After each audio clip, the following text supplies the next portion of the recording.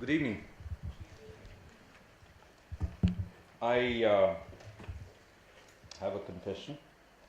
I do not have the breadth of socio-economic exposure that these wonderful panelists have. I have a very narrow perspective in many ways. So let me start with a question. How many of you manage teams here? Show of hands, please. Don't be shy. Yeah, do you have women in your teams? Yes. Good.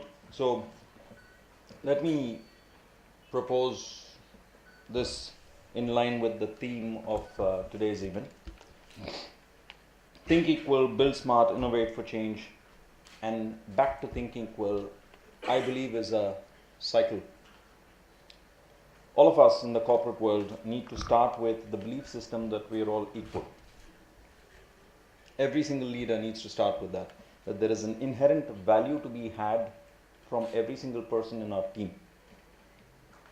Once we believe this, we need to educate everyone in the team the importance of increasing the representation of the women in the senior levels at every level. There is science behind it. The values that women embody more in terms of mindfulness, collaboration, empathy are all incredibly important to today's organizations. It is not just about mere numbers. We are not looking at tokenism. We are not looking at 50% representation. It's not that. It's important that each one of us, men and women, understand as to why we need that representation in the positions that we are looking at. The second is, in line with that, is build smart. How do we go about establishing the equality? We need to build a culture of inclusion. When hello, Mr. Tarur.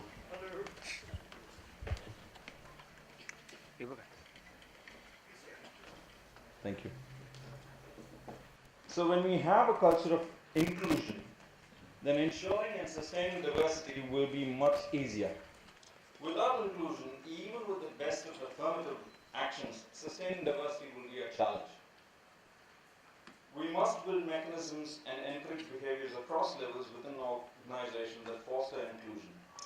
What it means is seeking inputs where we don't normally seek inputs from. It is so easy and convenient to seek inputs from people who have the loudest voice, the strongest opinion, or more forthcoming about giving out their opinions. While it can be convenient in many occasions, we must resist the impulse and we must seek inputs from people whose voices we don't usually hear. To me, at least in my opinion, that's what inclusion is all about. By building that habit in us as leaders, we seek to look at value for its own value and not basis who is given that value, basis gender, basis authority, nothing. You learn to look at value. Once you establish it, then you need to look at how are the other ways that we can influence it. How are the other ways that we can sustain it?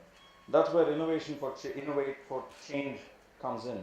By building in a robust innovation network where it involves encouraging ideas from each and every person within the organization. Typically, when you talk about innovation, you think about innovation from a certain group of elite thinkers within the organization, the usual go-to people. It can yield results, but we are shortchanging an organization's ability to maximize the results by leaving out the people who are facing the customer, handling the process, are engaged with all sorts of company activities. Once you build that framework, then you see the reality. We come back to think equal. Then we see the reality happening. Everybody is treated equally. We have the ecosystem in place. And it will be easier for us to look at value. And when this cycle is complete and it's strengthened and it's repeated over a period of time, you will find the representation balancing out.